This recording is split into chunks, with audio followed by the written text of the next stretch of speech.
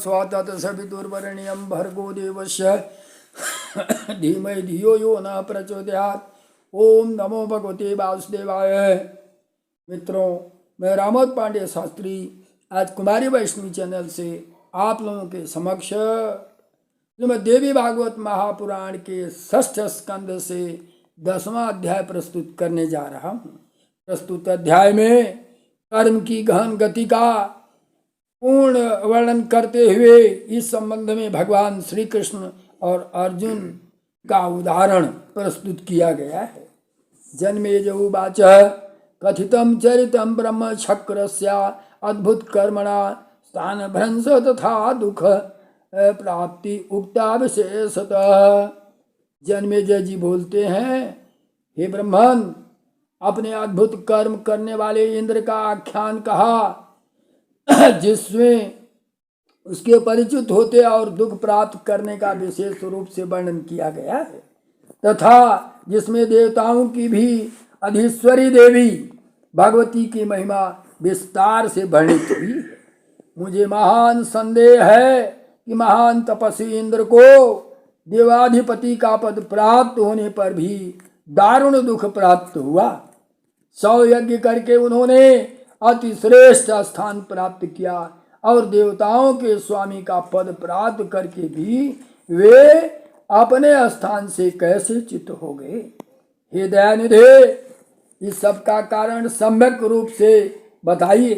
हे मुनि श्रेष्ठ, आप सब कुछ जानने वाले और पुराणों के प्रवर्तक हैं। महापुरुषों के लिए अपने श्रद्धालु शिष्य से कुछ भी अकथ्य नहीं होता। इसलिए हे महाभाग, मेरे संदेह को दूर कीजिए। सूत जी बोले। तब राजा के ऐसा पूछने पर सत्यवती पुत्र वेद व्यास जी प्रसन्नता पूर्वक उसके प्रश्नों का क्रम से उत्तर देने लगे।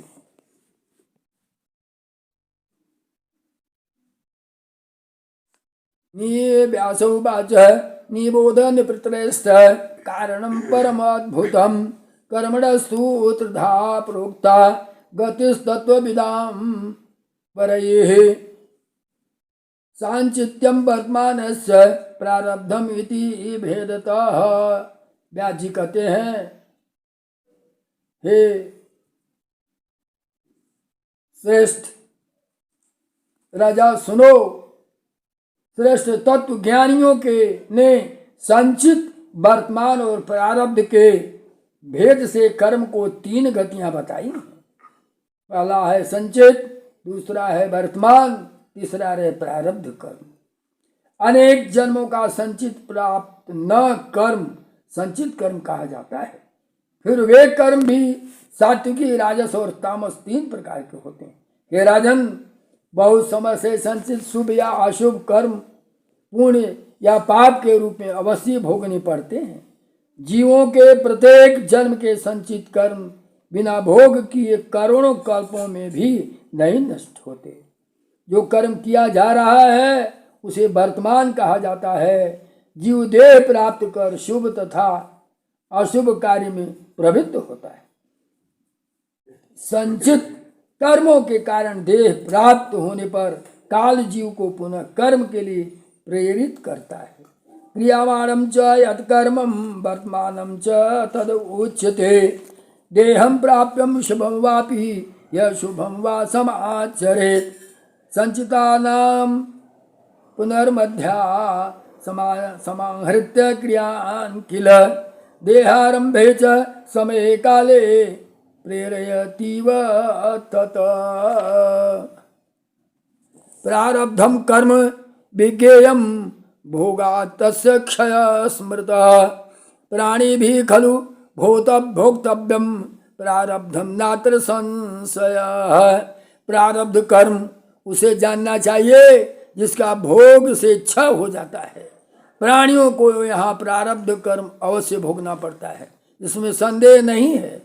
हे राजेंद्र, देवता, मनुष्य, असुर, यक्ष, गंधर्व और किन्नर, ये सभी को पूर्व काल में किए गए शुभ अशुभ कर्मों का फल भोगना पड़ता है।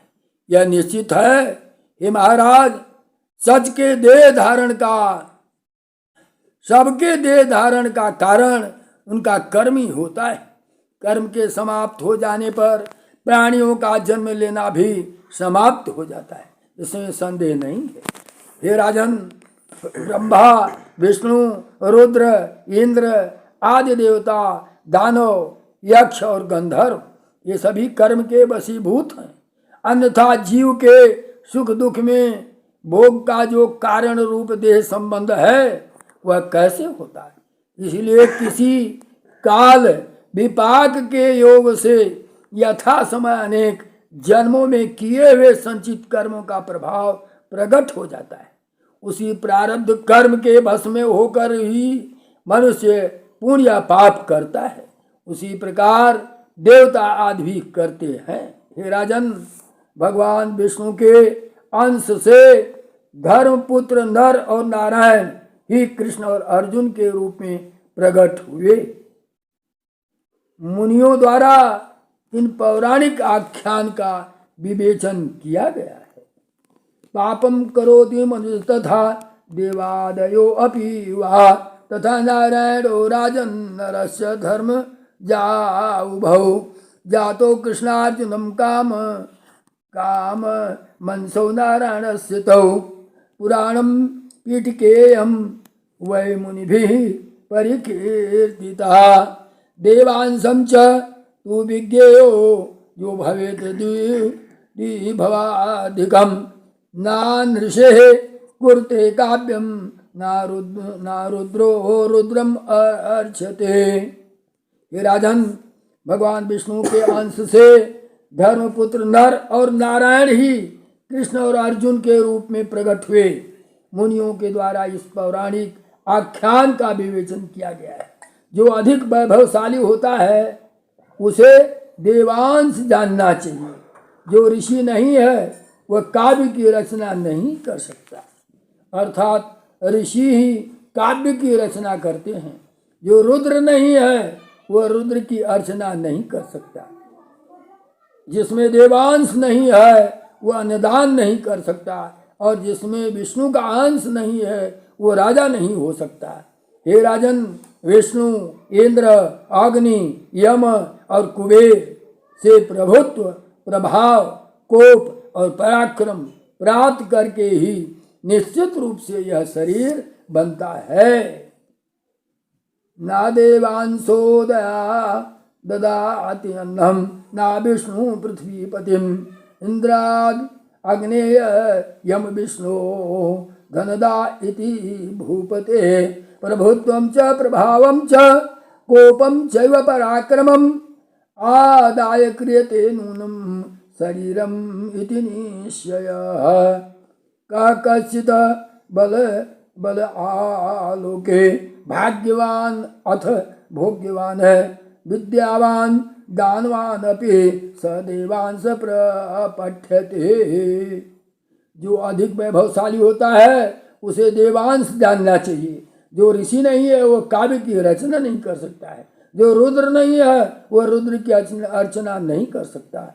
जिसमें देवांश नहीं है वो अन्नदान नहीं कर सकता, और जिसमें विष्णु का अंश नहीं है वो राजा नहीं हो सकता। राजन, विष्णु, इंद्र, अग्नि, यम, कुबेर से प्रभुत्व, प्रभाव, कोप और पराक्रम प्राप्त करके ही निश्चित रूप से यह शरीर बनता है। इस शरीर में जो कोई बलवान, भाग्यवान, भोगवान, विद्यावान या दानशील है उसे देवांश कहा जाता है।